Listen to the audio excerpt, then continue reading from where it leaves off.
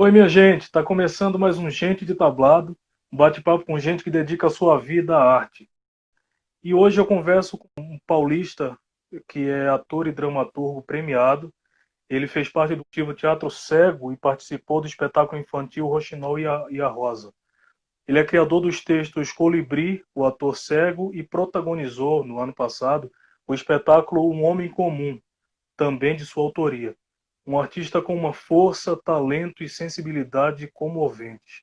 Edgar Jacques, senhoras e senhores. Meu Eu sou esse querido, aí? Eu sou é esse aí tudo tudo, fiquei isso. surpreso agora. Obrigadão, viu?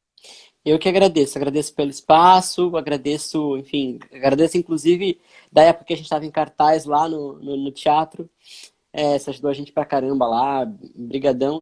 Quando é que nasce o artista, o ator, o desejo de fazer arte em Edgar Jacques? Nossa, que pergunta profunda essa. Eu não sei dizer muito bem quando, porque eu sempre fui uma pessoa muito ligada a ouvir histórias. E por causa disso, eu também sempre gostei muito de contar histórias. É, E eu gosto de qualquer história, mesmo, assim. Inclusive, eu gosto de ouvir conversa das pessoas na rua, assim. E eu gosto de ouvir trechos das conversas e depois ficar montando. É ouvir uma frase de uma pessoa aqui, outra frase de outra pessoa aqui, e aí você fica meio que montando esse mosaico, assim. É muito louco pensar nisso. É, E aí, com 17, 18 anos, eu já estava super dentro desse universo de ouvir histórias, livros e não sei o quê. Acabou que apareceu uma oficina de teatro aqui em Mogi, minha cidade. E aí eu fui experimentar, e aí gostei de experimentar, gostei dos ensaios.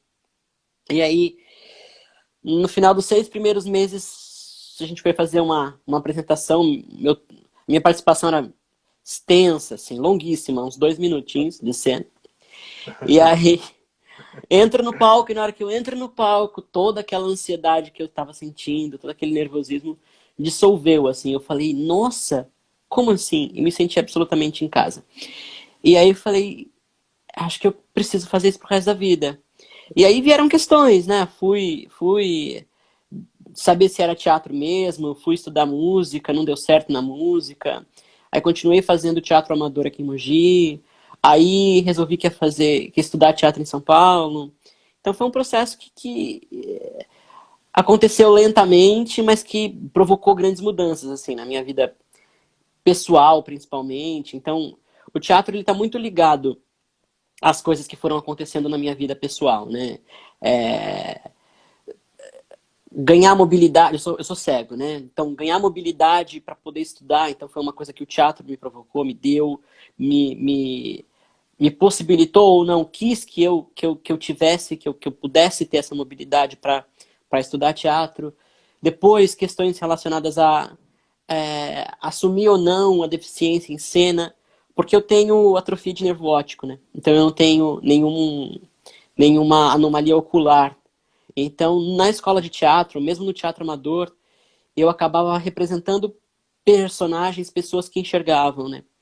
E aí, é sim. claro, que se você prestar atenção, você entende que tem alguma dificuldade naquele corpo, mas se não te falam que é deficiência visual, você não identifica imediatamente. Mas o teatro acabou me jogando na cara que eu precisava assumir isso, que era uma questão importante.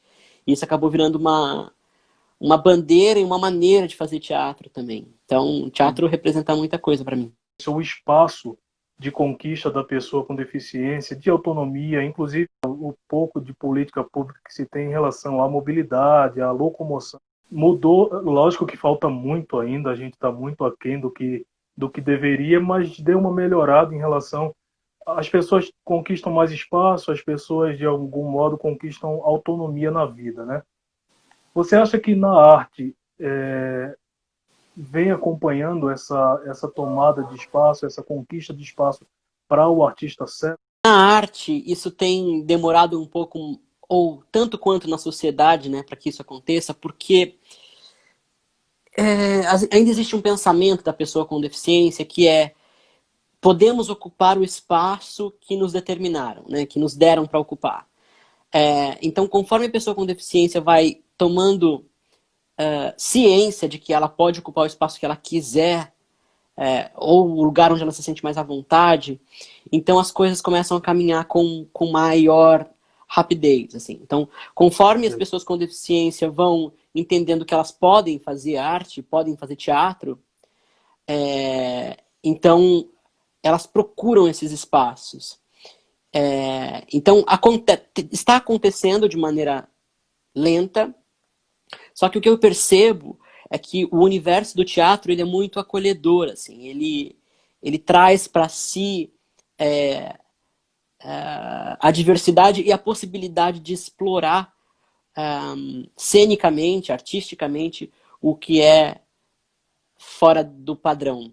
Acho que a arte tem isso como fundamento, né? Trazer o novo, estar sempre à frente, olhar para o que está acontecendo. A sensação que eu tenho é que a arte faz isso, né? Ela olha para o que está acontecendo, vê o que tem de diferente na vida, traz para si e o restante da vida observa isso. É a sensação que eu tenho.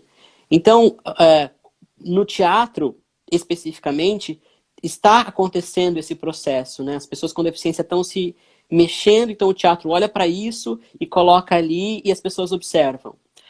Coloca ali no palco e as pessoas observam o que está acontecendo.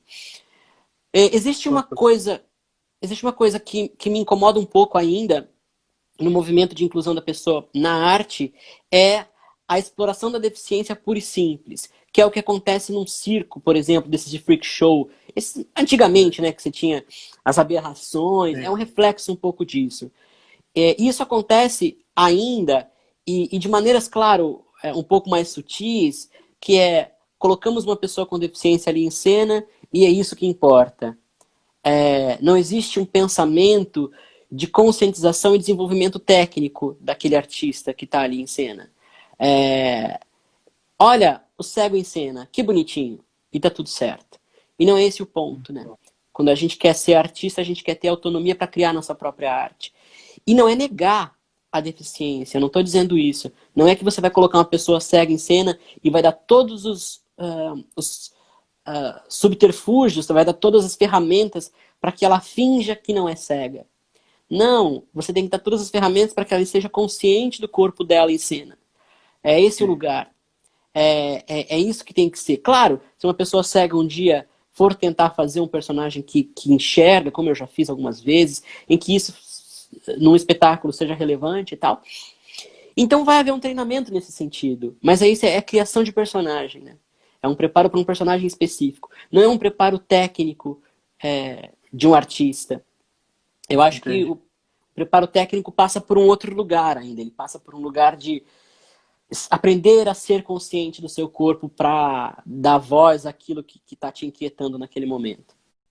O Teatro Cego é um projeto de uma produtora chamada Caleidoscópio. E dentro desse projeto, o que se pretende é contar histórias, encenações que se dão no escuro total. Então você vai salientar a percepção daquela história a partir de outros sentidos que não a visão. Então, cheiro, tato, obviamente a audição. Existe uma tridimensionalidade dentro desse espetáculo, porque as peças do Teatro Cego acontecem no mesmo plano em que o público está colocado. Então a gente fica ali caminhando entre as pessoas enquanto a gente está fazendo a peça.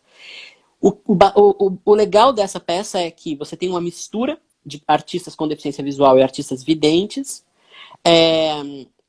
Existe uma possibilidade de... E isso não só para pessoa cega, tá? Para qualquer ator dentro do teatro cego, existe a possibilidade de viver o personagem que não corresponde ao seu physique de rôle, por exemplo. Entendi. Se você tem uma construção vocal que corresponde, você consegue fazer o gigante e o anão.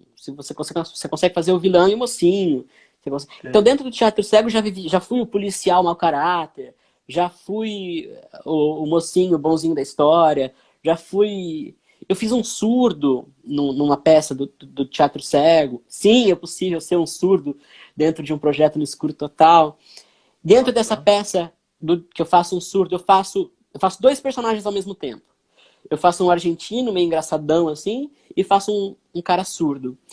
E é legal que eu consigo contracenar comigo mesmo. Então é uma coisa muito divertida, assim. O dramaturgo Edgar Jacques também surge a partir disso? O dramaturgo surge a partir de uma necessidade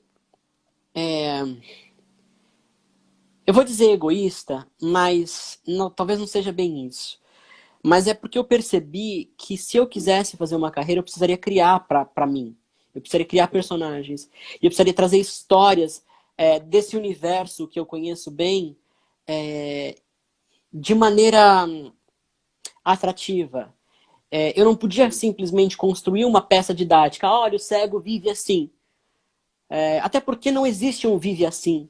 Cada pessoa cega vive de um jeito diferente porque é uma pessoa diferente, que vem de um contexto social diferente, uma cultura diferente, que está inserido numa família diferente. Então eu precisei, de alguma maneira, aprender a misturar, né, isso tudo, o que é ficção, o que é realidade. Tanto o Homem Comum quanto o Colibri são peças que têm uma linha ficcional, que eu digo que é a linha de razão da peça, né? E tem uma linha emocional, que é o coração das duas peças, que são baseadas em experiências ou histórias que eu ouvi por aí, enfim. Então tudo é uma mistura. Às vezes as pessoas perguntam pra mim, mas o que tem de você no personagem? No Fábio, por exemplo, do Homem Comum.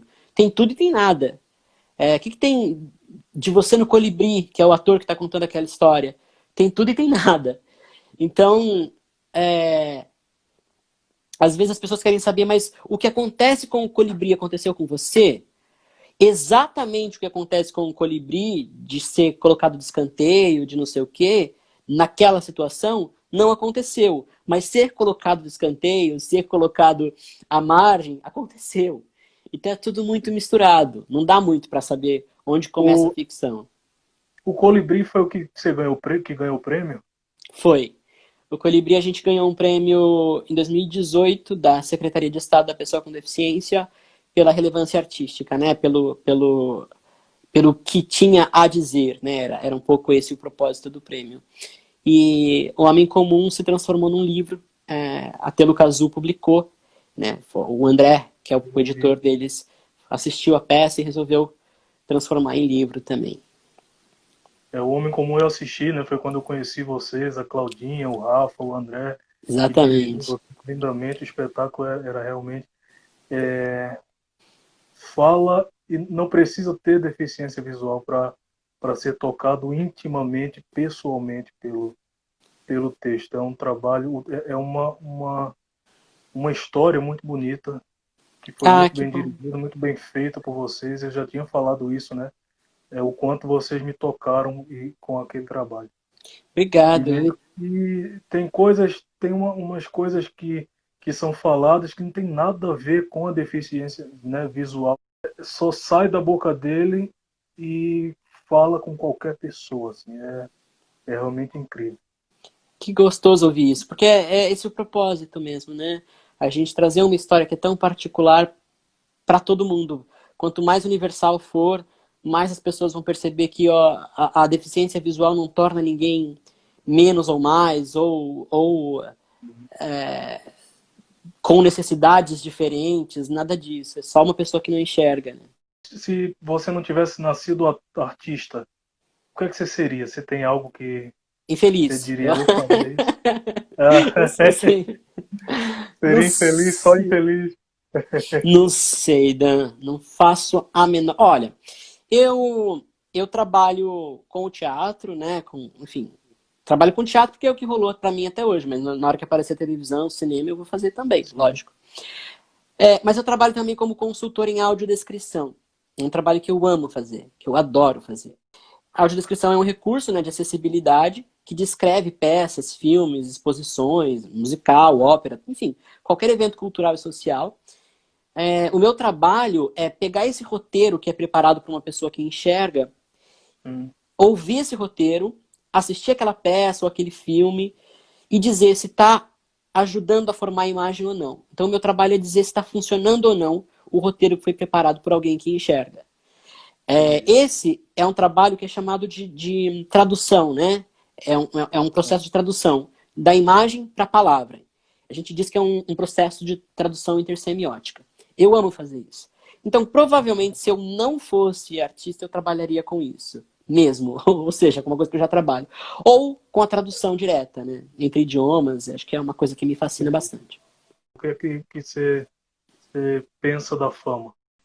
Eu acho que o que deve ser muito bom quando você é famoso é que você, sei lá, tem acesso a coisas, a pessoas, a patrocínio, a... Isso deve ser muito bom, né? Isso deve ser incrível, você ter acesso, você poder falar e as pessoas ouvirem, né? Você poder ir aos lugares e dizer coisas e as pessoas prestarem atenção no que você está dizendo. Isso deve ser incrível, assim, isso deve ser a melhor coisa. Mas enquanto eu estou trabalhando, eu não fico pensando muito sobre, com isso aqui eu vou ser mega famoso. Com isso, isso aqui vai ser a grande chave de virada. Lógico que eu queria ter cachês incríveis, eu queria... Porque afinal de contas, dinheiro todo mundo quer, todo mundo precisa. Mas eu não sei, eu não fico pensando muito nisso. E eu faço 30 coisas ao mesmo tempo e agora. Eu trabalho com teatro, trabalho com audiodescrição, eu gosto de cantar, eu gosto de não sei o quê. Então eu vou ocupando o tempo com isso tudo, com essas atividades todas, assim. Eu acharia incrível se eu de repente dissesse assim, vou fazer peça no sábado. E aí, acabou, esgotou os ingressos amanhã, sabe? Eu acharia maravilhoso, porque daí eu teria a certeza de que alguém vai ouvir o que eu tenho para dizer. Isso seria incrível. Mas eu realmente não fico pensando, vou fazer esta peça, vou fazer este projeto porque ele vai me transformar numa pessoa famosa. E você daria algum conselho para alguém que, como o Edgar Jacques, né, com deficiência visual ou não, que sonha em ser artista, mas que tem medo por qualquer motivo? Você daria algum conselho para alguém que tem esse sonho, mas não tem coragem de bancá-lo? Às vezes dói mais não tentar do que tentar e dar errado, sabe? Então, acho que o importante é tentar fazer as coisas acontecerem.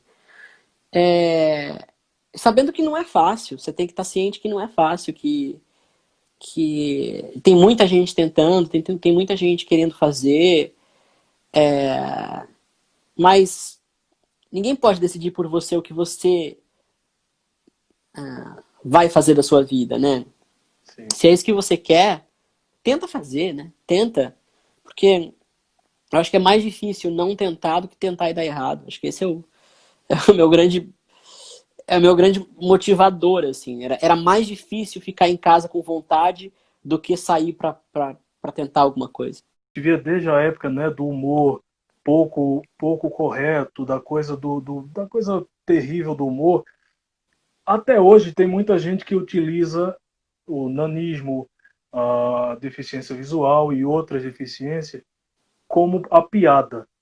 E você meio que vai num contrafluxo disso, fazendo trabalhos muito bonitos. E não que a comédia não seja importante, tá? Mas eu falo na questão da deficiência visual, você faz trabalhos muito tocantes, muito delicados na coisa da cegueira, ainda que ela esteja ali toda, né, a mostra, mas você acaba indo para um outro caminho fora dessa coisa da comédia.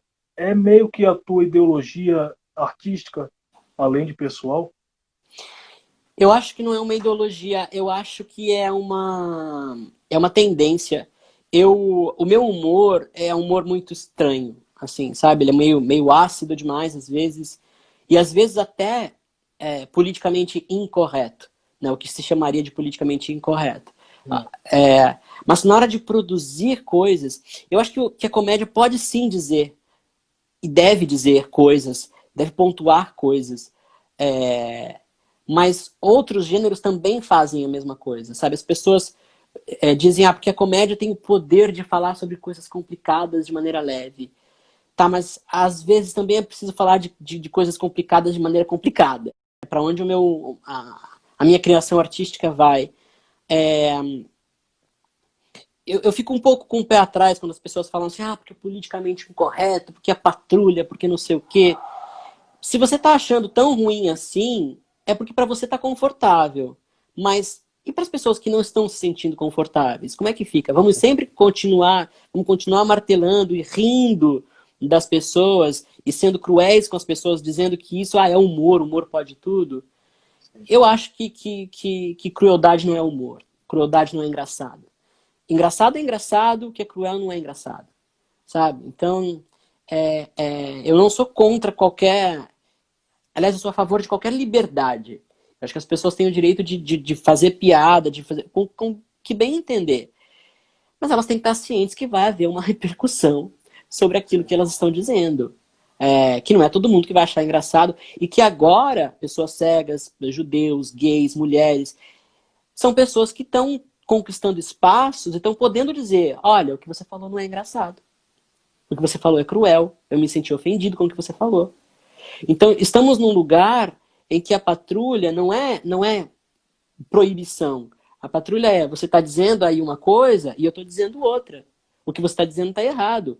O momento anterior era, eu digo aqui as coisas que eu quiser, as crueldades que eu quiser, e ninguém diz o contrário. Porque eu tenho o poder de dizer. E a patrulha, às vezes, é uma forma de desconstruir mesmo, né? Acaba acompanhando o que é produzido, acaba criticando, mas muitas vezes criticando no sentido de dar um toque e dizer, ó, vamos melhorar isso aí que você está fazendo tá uma merda, não presta. Pois Não é. é assim que se faz. E eu acho muito, muito importante. Mas isso, vamos continuar. Vamos continuar produzindo o que a gente bem quiser. E aí vamos assumir a consequência do que a gente disser. É isso. Cara, brigadão, muito sucesso para você. Eu sou muito seu fã, eu já te falei isso. Ei, Desde obrigado, que a eu que sou gente se seu fã. conheceu, muitos trabalhos interessantes e a gente se fala, tá bom? Obrigado, eu que agradeço. Mesmo, mesmo, mesmo. E vamos nos falando sim. Até já. Valeu, querido. Tchau, tchau, Valeu, tchau, beijão. tchau. Beijo. Gostou do vídeo? Você pode curtir, comentar e compartilhar com seus amigos. Ah, você também pode se inscrever no canal, ativar o sininho e seguir nossas redes sociais para acompanhar nosso conteúdo. Até mais!